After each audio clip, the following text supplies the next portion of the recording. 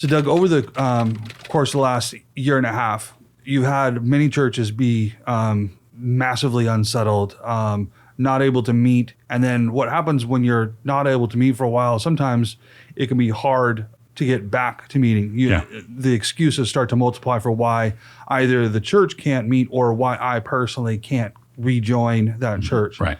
There seems to be a temptation in the heart of man to start fudging on your definition of church and worship. Church is me on the couch. Church is me in the woods by myself. Church is whenever I feel. Me on the golf course. Yeah. If I have a vague sort of sense of a transcendent experience, can I just call that church? Right.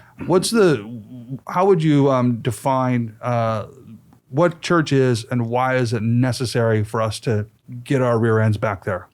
Okay, so you're right that this tendency was exacerbated by the lockdown, but there's a long American romantic tradition of going out into the woods and let nature be your cathedral. Let nature be your cathedral, right? And so there's that strain of our thinking that people can appeal to or draw on, and then COVID lockdowns made it easy to go, revert to our factory settings where we don't want to gather with God's people.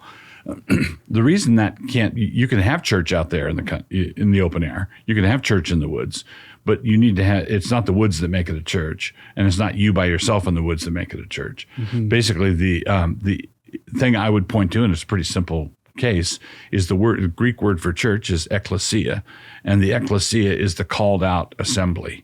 Mm-hmm. So when you have church, everyone is called out. So it's a gathering.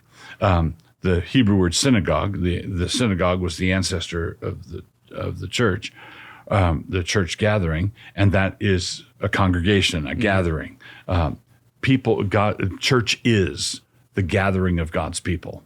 That's what it is.